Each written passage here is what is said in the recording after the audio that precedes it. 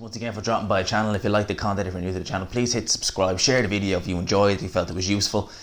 Now let's get into this. So the morning after Deontay Wilder versus Tyson Fury, and I still can't quite believe what we've seen in that fight. Like, Fury winning was not outside the realms of possibility. I picked him in my prediction video to win, but I picked him to win on points, and I thought that the chances of him stopping Wilder were so unlikely that I actually thought it was more likely Wilder could win on points than Fury stopping him.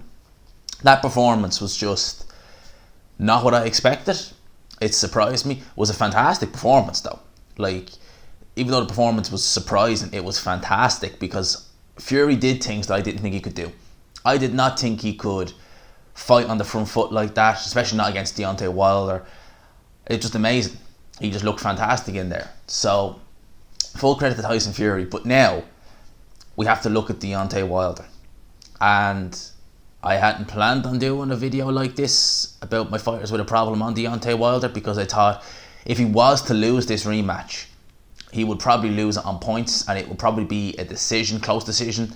So I didn't think it would necessarily be a detriment to Wilder in that aspect.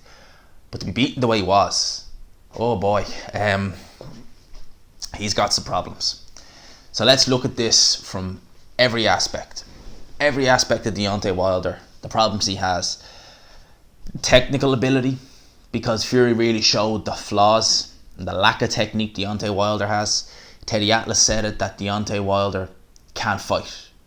You know, when it's time to get rough and get really into a dogfight, Wilder didn't know what to do. He spent so many years just having that eraser of, I'll not get with my right hand, the right hand will land, I only have to be good for 2 seconds of a fight, you have to be good for 36 minutes.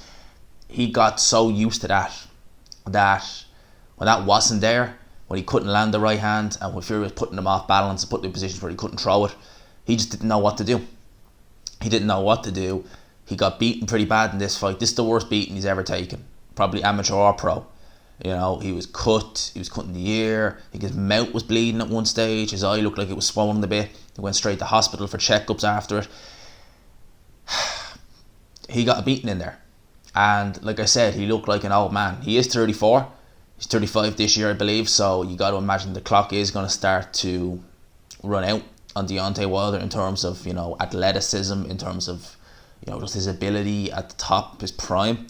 Even though he's never really taken a beating up until now, Father Time's still undefeated at the end of the day. So you would imagine some of the athleticism will go, some of the energy will go, and coming in as heavy as he did, he needs to get back down to a lighter weight, definitely. Don't know if it would have necessarily helped him in this fight, but I think it would have.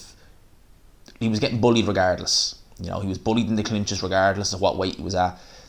I think it would have helped him a little bit in terms of maybe he would have been a bit lighter on his feet, would be able to move a little bit better. Maybe he wouldn't have gassed as much as he did in this fight, because Wilder always shown good stamina. Didn't show it in this fight. His stamina looked on par with AJ. Literally looked on par with AJ when AJ, you know, starts to really gas. And that has to be down to excess muscle at the end of the day. You know, that's what you put it down to. His body wasn't designed to be like that. I've never understood the concept of packing on all this extra weight. Obviously for Fury it worked out well, but when you have an optimum fighting weight, why are you going away from that?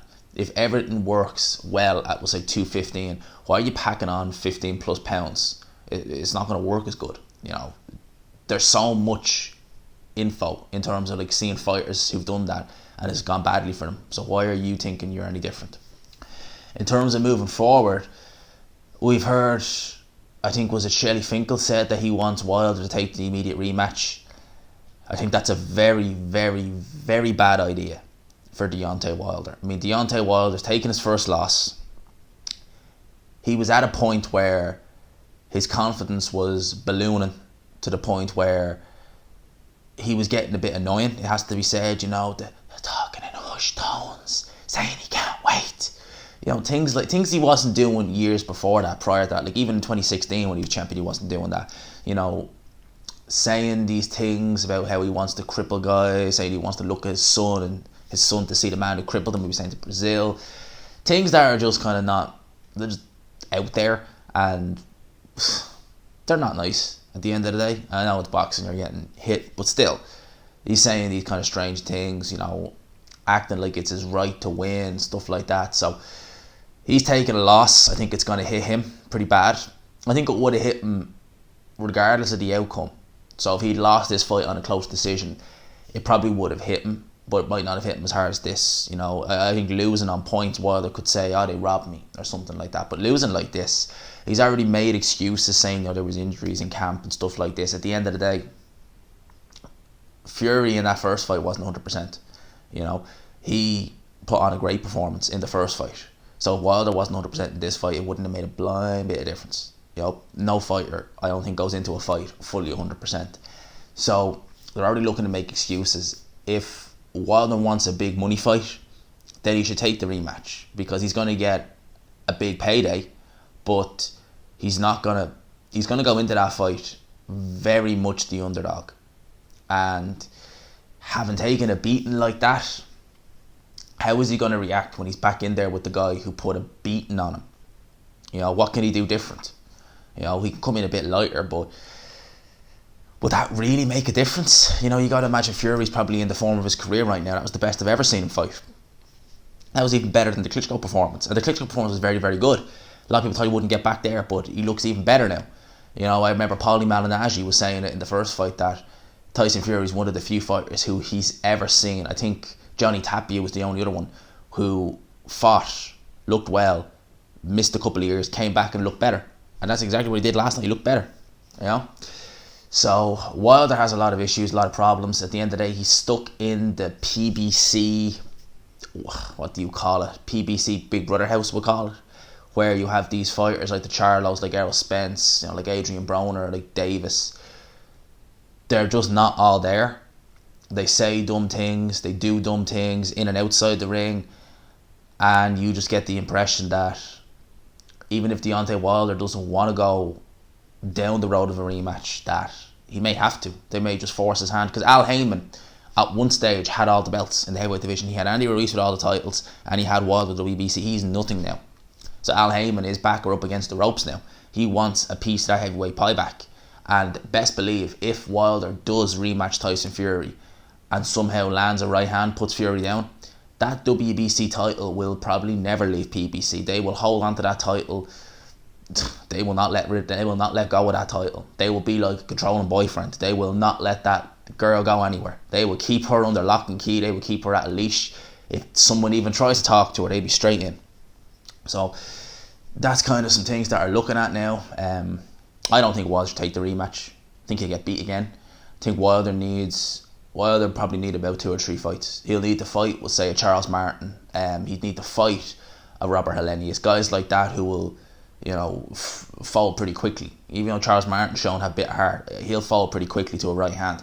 I think that'll help Deontay Wilder get some of his confidence back. But in terms of him moving forward, I think Wilder, I don't think Wilder has that much left after this. I think that's going to take something away from him. So I think I'd be surprised if we see Wilder in another 2 years. I think he may be forced to take the Fury rematch, and depending on the results and the nature of that fight, how it goes, and how we'd all pick Fury to win, of course, the nature of how Fury goes about that rematch would depend on how we'd see Deontay Wilder moving forward.